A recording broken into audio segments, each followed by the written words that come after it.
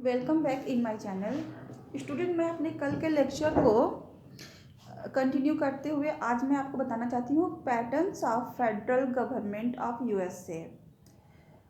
Federalism in the United states in the constitutional division of power between US state government and the federal government of the United States. Since the founding of the country, and particularly with the end of the American Civil War, power shifted away from the state and towards the national government. The progression of federalism include dual cooperative and new federalism. Early federalism. Federalism is a form of political organization that seeks to distinguish state and unites them, which assigns different types of decision-making power at different levels to allow a degree of political independence over overarching structure. Federalism was a political solution for the problem with the Articles of Confederation, which gave little practical authority to the federal government. For example, the Articles allowed the Continental Congress the powers to sign treaties and declare war, but it could not raise taxes to pay for an army, and all major decisions required to the unanimous vote.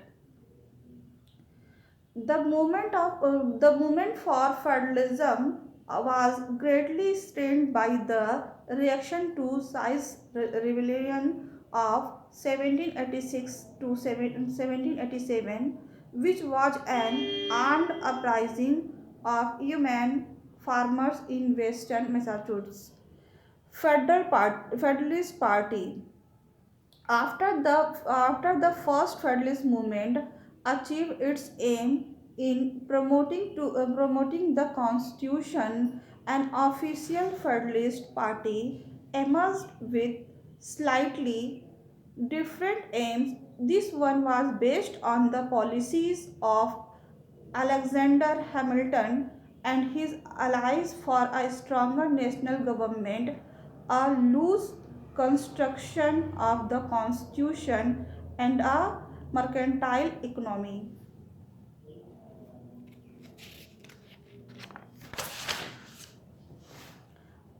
Under the Marshall Court, the United States Supreme Court under Chief Justice John Marshall played an important role in defining the powers of the federal and state government.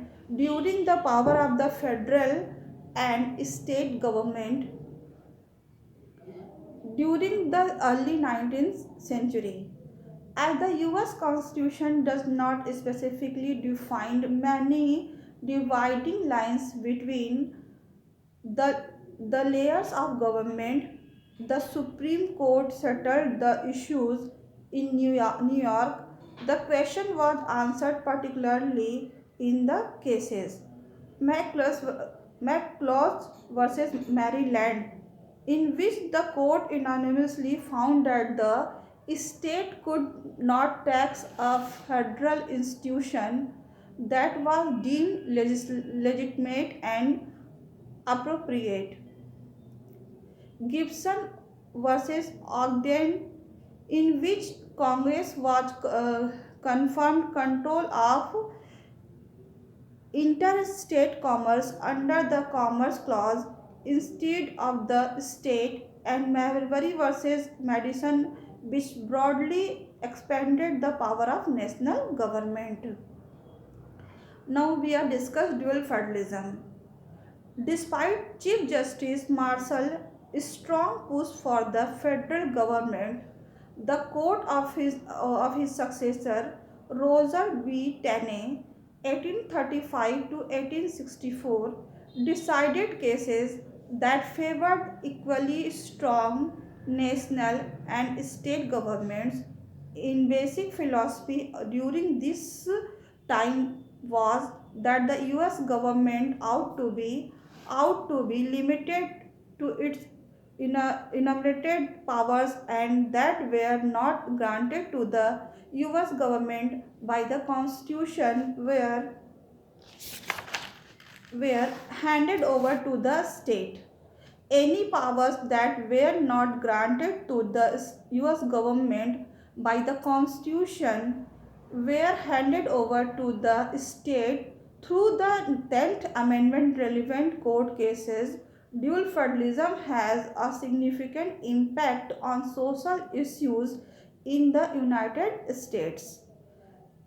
In case Dred Scott versus Sanford was an example of how Tanne's dual federalism helped stir up tensions, tensions eventually leading to the outbreak of the Civil War. Another example of dual federalism social impact was in the Plessy versus Ferguson ruling. Thank you student, कल हम फिर से इसी lecture को continue करेंगे और सारे topic को वन बाय वन डील करेंगे। आई होप कि ये लेक्चर आपके लिए यूजफुल होगा। इस लेक्चर को प्लीज़ अगर आपके लिए यूजफुल हो तो लाइक शेयर एंड सब्सक्राइब करें। Thank you so much.